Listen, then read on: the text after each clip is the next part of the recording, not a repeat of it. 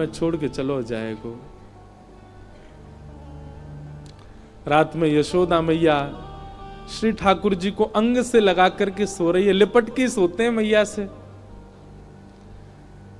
मैया को तो थोड़ी घबराहट हो रही है कि मेरो लाला 2 दिन के काज मथुरा जा रहा है, पर ठाकुर जी के हृदय में तो इतनी वेदना है, इतनी वेदना है। बार बार मैया के वक्ष में अपना मुख रख देते हैं और बार बार मैया के तन की सुगंधी को ठाकुर जी भीतर लेते हैं, रोने लग जाते हैं, नेत्रों से अत्यंत आंसू गिरते हैं कि अब ये सुगंधी मुझे कभी नहीं आएगी।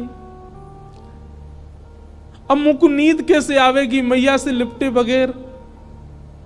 मैं कैसे बताऊं मैया को कि मैं छल कर रहा हूं इनके संग, अब मैं चलो जाऊंगा।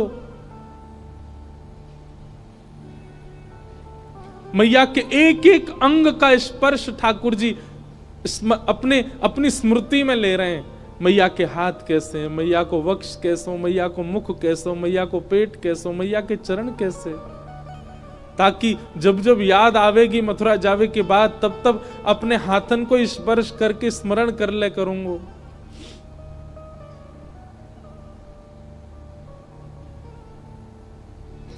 मैं एक बात अभी कह रहा था पिछली कथा में,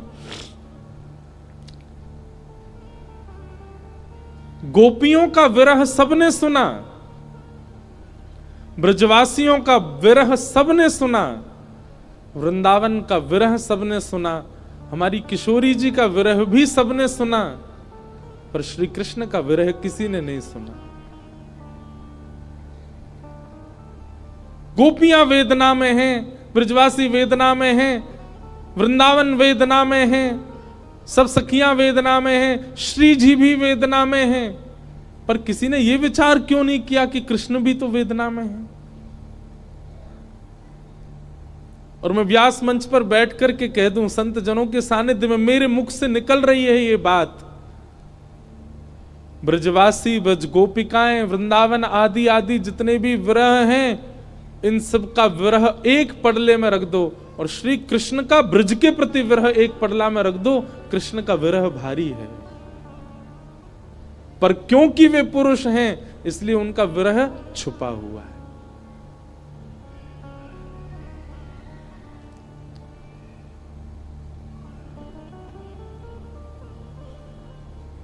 ठाकुर जी कैसे संभाल रहे हैं बंधुओं, देखो, पीड़ा चित्त में होना और वही पीड़ा मुख पे आ जाना, ये एक सामान्य विरह है।